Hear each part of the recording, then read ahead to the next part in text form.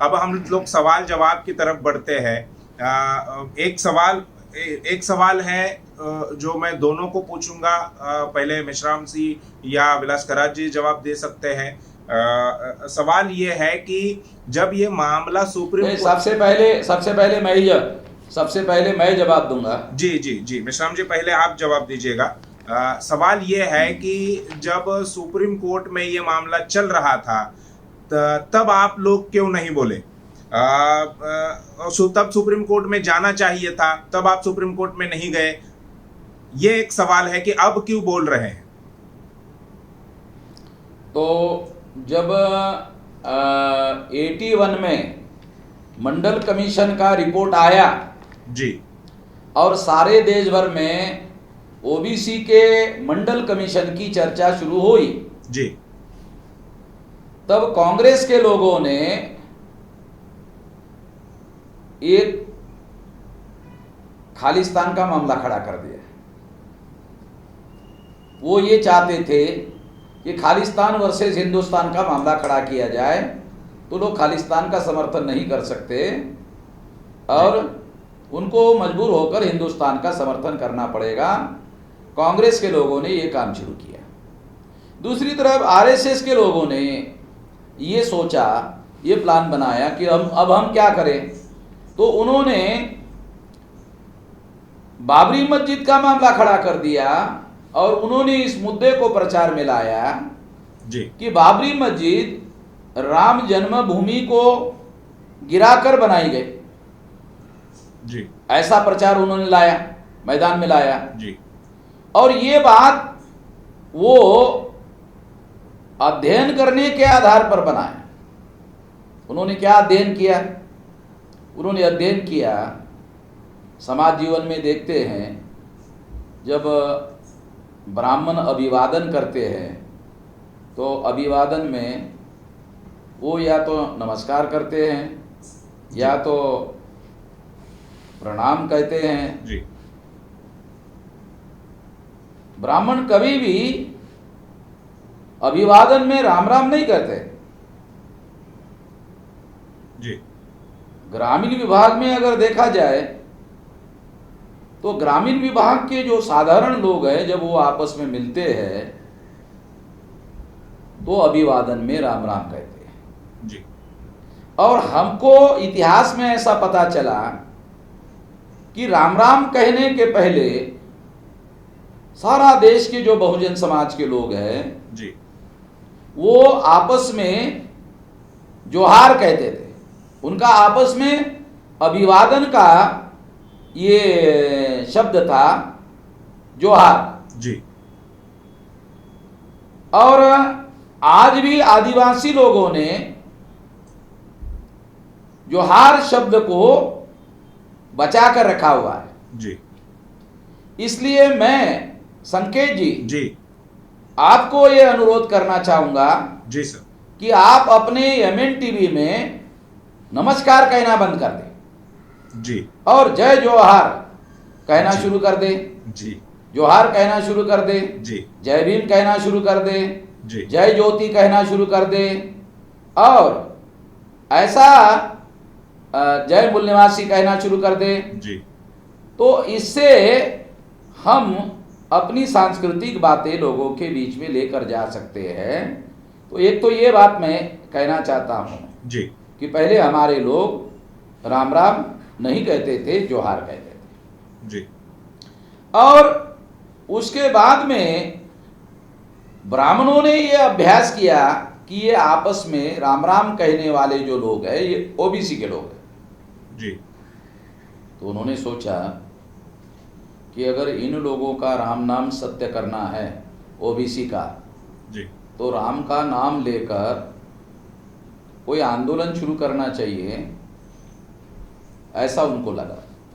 इसलिए ब्राह्मणों ने ये प्रचार किया कि वहाँ राम का मंदिर था अयोध्या में, जी, और उसको मुगलों ने तोड़ा और तोड़ने के बाद में वहाँ बाबरी मस्जिद बनाई और इसलिए वहाँ पर पहले से राम मंदिर था वो राम मंदिर दोबारा निर्माण करना होगा, बाबरी मस्जिद गिरानी होगी, ऐसा आंदोलन अगर शुरू करते हैं तो ओबीसी के लोग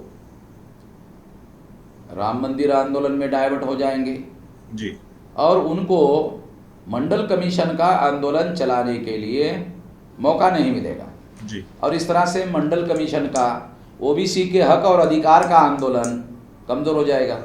जी ऐसा प्लान बनाकर आरएसएस के लोगों ने, विश्व हिंदू परिषद के लोगों ने यह आंदोलन शुरू किया। तो हमने उस समय ये ब्राह्मणों का, आरएसएस का, विश्व हिंदू परिषद का जो षड्यंत्र है ये नंगा करने के लिए सारे देश भर में अभियान चलाया था, जागृति का अभियान चलाया था। उसके सारे ऑडियो वीडियो कैसेट अभी भी हमारे पास अवेलेबल है जी। तो हम हिस्टोरिकल एविडेंस के आधार पर कह सकते हैं कि हम शुरू से ये राम मंदिर के आंदोलन के विरोधी है। हम अभी से नहीं बोल रहे हैं जी। हम शुरू से इसके विरोध में बोल रहे हैं और इसको षड्यंत्र घोषित करके रखा हुआ है जी। दूसरी बात, हम सुप्रीम कोर्ट में क्यों नहीं गए हैं?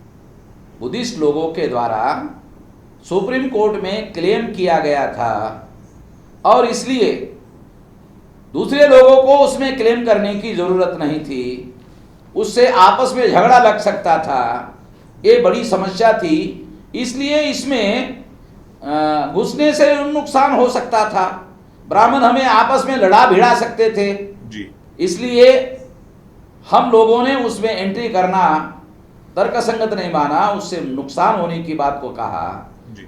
मौर्य नाम के एक व्यक्ति के द्वारा सुप्रीम कोर्ट में केस दायर किया गया था जी। और बहुत दुख के साथ ये कहना पड़ता है कि सुप्रीम कोर्ट ने जब ये निर्णय दिया तो सुप्रीम कोर्ट ने नेचुरल प्रिंसिपल ऑफ जस्टिस का सिद्धांत का उल्लंघन करते हुए जी। उनके केस पर हियरिंग नहीं किया। पहले हियरिंग करने का कहा कि हम हियरिंग करेंगे जी। आपको भी अवसर देंगे, मगर उनको हियरिंग करने का उनकी बात सुनी नहीं गई जी। ये जो ब्रिटिश कानून का मौलिक सिद्धांत है, जब तक किसी की बात सुनी नहीं जाएगी तब तक किसी के साथ न्याय नहीं किया जा सकता जी।